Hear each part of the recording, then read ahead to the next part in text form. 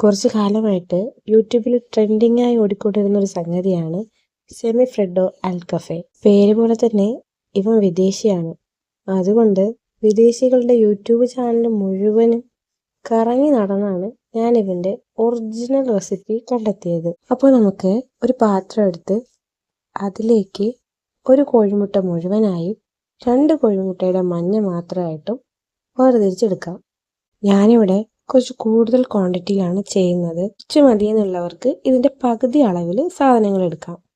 മുട്ടയിലേക്ക് 1/4 cup പഞ്ചസാരയും 1 teaspoon vanilla എസൻസും ചേർത്ത് നമുക്ക് ഡബിൾ ബോയിലിംഗ് മെത്തേഡിൽ ഇതൊന്ന് ബീറ്റ് ചെയ്തെടുക്കാം. മധുരം നന്നായിട്ട് ഇഷ്ടപ്പെടുന്നവർക്ക് 1/4 കപ്പ് പഞ്ചസാരയ്ക്ക് പകരം 1/2 കപ്പ് പഞ്ചസാര ചേർക്കാവുന്നതാണ്.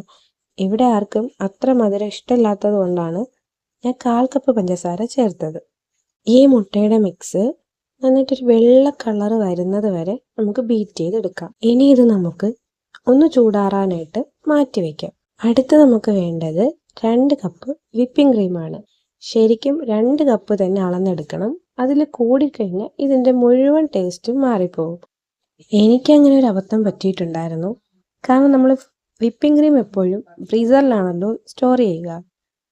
ആവശ്യമുള്ളതിന് 1 മണിക്കൂർ മുന്നെയെങ്കിലും അത് ഫ്രിഡ്ജിലോട്ട് മാറ്റി ലിക്വിഡ് ഫോമിലാക്കിയതിന് ശേഷമാണ് ബീറ്റ് ചെയ്യാനായിട്ട് ഉപയോഗിക്കുന്നത്. ഞാൻ ഈ വിപ്പിംഗ് ക്രീം ഫ്രിഡ്ജിലോട്ട് മാറ്റാൻ കുറച്ചൊന്ന് ലേറ്റായി. അതുകൊണ്ട് തന്നെ ഇത് മുഴുവനായി ലിക്വിഡ് ഫോമിലോട്ട് മാറിയിട്ടുണ്ടായിരുന്നില്ല. കുറച്ച് ഐസൊക്കെ അവിടെ തന്നെ ഉണ്ടായിരുന്നു. അപ്പോൾ അളവിൽ മാറ്റം വന്നു. എങ്കിലും സംഗതി നല്ല ടേസ്റ്റ് ആയിരുന്നു. അപ്പോൾ വിപ്പിംഗ് ക്രീം കറക്റ്റ് 2 കപ്പ് തന്നെ എടുക്കാനൊന്ന് ശ്രദ്ധിക്കുക. പിന്നെ നമ്മുടെ വിപ്പിംഗ് ക്രീം ബീറ്റ് ചെയ്യുമ്പോൾ കേക്കിനെല്ലാം എടുക്കുന്നത് പോലെ അത്ര സ്റ്റിഫാവേണ്ട ആവശ്യമൊന്നുമില്ല.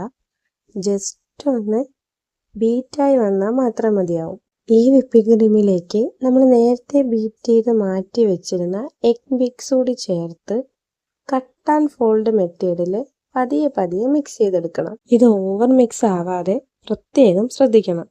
ഈ മിക്സിന് എയർ ടൈറ്റ് ആയ ഒരു കണ്ടെയ്നറിലേക്ക് മാറ്റി ഫ്രീസറിൽ സൂക്ഷിക്കാം.